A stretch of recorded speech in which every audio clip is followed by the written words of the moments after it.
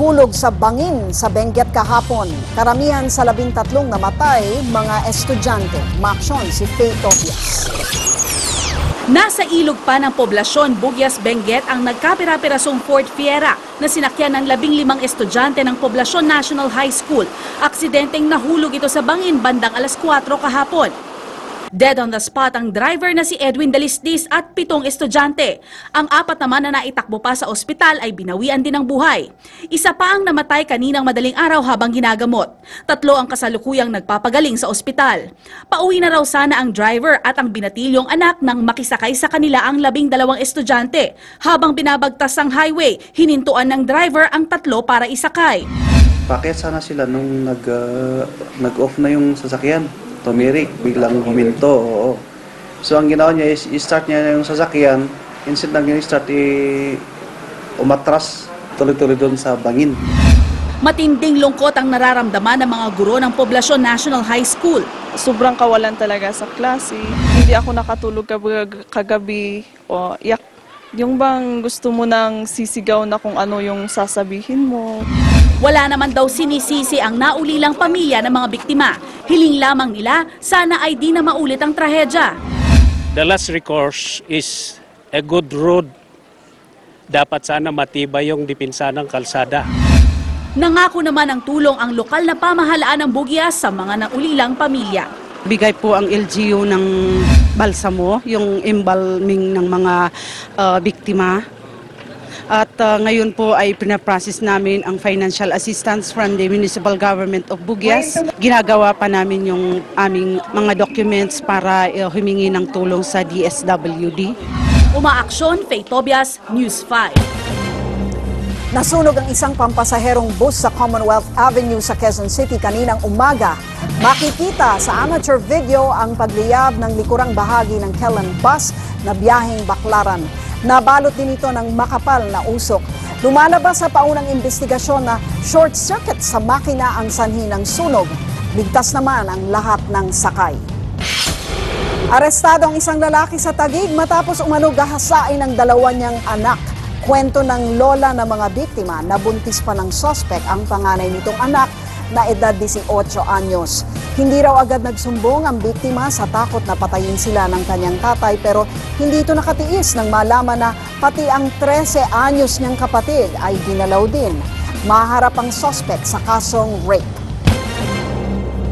Sa ibang balita, pursigido raw ang kampo ni Vice President Jejomar Binay na makuha ang negosyanteng si Manny V. Pangilinan para maging running mate sa 2016 elections. Second choice daw ni Binay, si dating Senador Manny Villar at pangatlong pinagpipilian, si Senador Jinggoy Estrada. Umaaksyon si Gerard de la Peña. Bukang bibig ng kampo ni Vice President Jejomar Binay ang pangalan ng businessman na si Manny V. Pangilinan na pinaka napupuso ang maging running mate sa 2016 presidential elections. May iba yung track record daw kasi sa paghawak ng negosyo si MVP, kaya't magiging mabigat siyang katandem ni Binay sa darating na eleksyon. Manny Pangilinan is a very intriguing possibility. He has a lot of good insights. Pero si MVP mukhang malamig sa mga panawagang pumasok sa politika. Well, yun naman ang buhay ko, di ba? Negosyo at sports lang. Simple lang naman eh. Pero wala naman akong alam sa politics, di ba? Pero hindi raw ibig sabihin nito na binabaliwala niya si Binay. He's a good friend. The Vice President is a good friend. Aminado ang kampo ni Binay, mahihirapan silang kumbinsihin si Pangilinan, kaya napag-usapan na rin daw nila kung sino-sino pa ang posibleng itambal kay Binay. Isa sa matutunog si dating Senador Manny Villar. Gayon din ang ngayon nakakulong na si Senador Jinggoy Estrada. You cannot say that they are the preference, but they are the possible candidates. A lot of options are open, all of them are possible candidates. The talks are open, there are conversations going on, so there's nothing definite. Sa ngayon, mas pinagtutuunan muna ng pansin ni Pangilinan ng sports. Nakatakdang bumalik sa Spain ngayong Biyernes si MVP para sa pulong ng FIBA Central Board, kung saan naimbitahan siyang maging board member. Umaaksyon, Gerard de la Peña, News 5.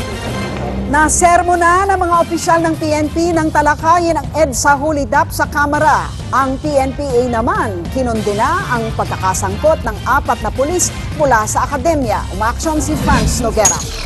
So you do not have any briefing for the members of the committee? Right now, sir, we do not have the briefing, sir. Sermon ang inabot ng mga opisyal ng PNP na dumalo sa hearing ng House Committee on Public Safety. Wala kasi silang dalang impormasyon kaugnay ng nangyaring hulidap sa EDSA kung saan nasangkot umano ang mga pulis. I do not know whether there is much interest in this morning's hearing.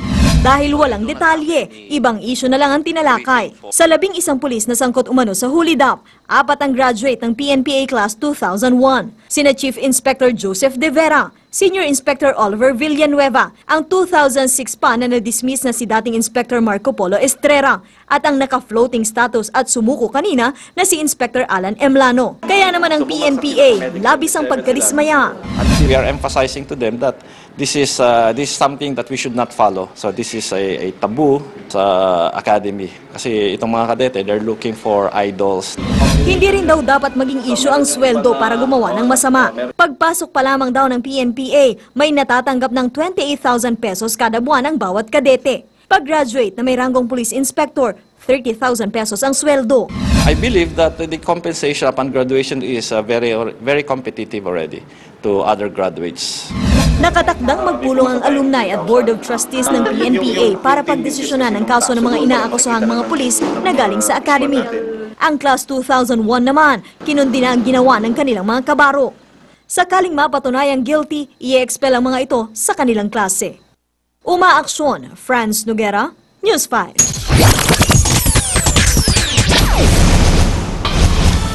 Action Sports ulit mga kapatid, muling magkakaharap ang Team USA at Team Lithuania sa semis ng FIBA World Cup.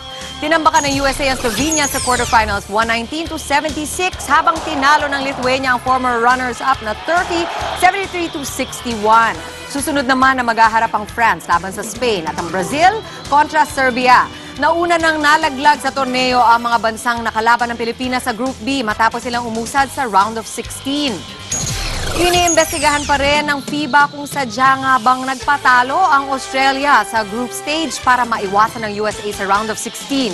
Di pinaglaro ng Australia ang top 2 players kaya natalo kontra Angola. Itinanggi naman ito ng Basketball Australia at iginiit na payo ng doktor ang pagpapahinga sa mga player.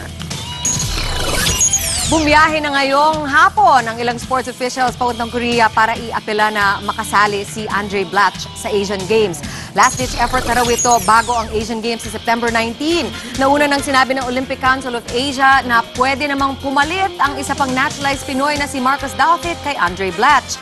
Pero tingin naman ng Korean basketball legend na si Shin Dong-pa, di na kailangan ng gilas ng naturalized player para magkamedalya sa Asian Games. Mismong gilas, kampante rin na kaya nilang sumabak sa Asia kahit all-Filipino ang lineup.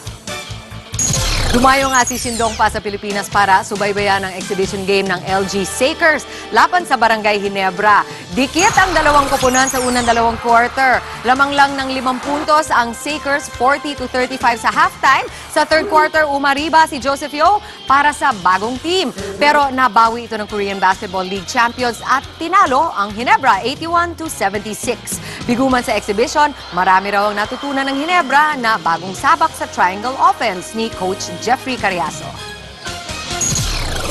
Tricycle driver sa Mandaluyong pinagtripan ng pulis. 100 ng sapak ipinatikim. Delpan Bridge pinangangambahang gumungo. At Obispo sa Legazpi City, naka-selfie ang Santo Papa. Yan at iba pa sa aming pagbabalik.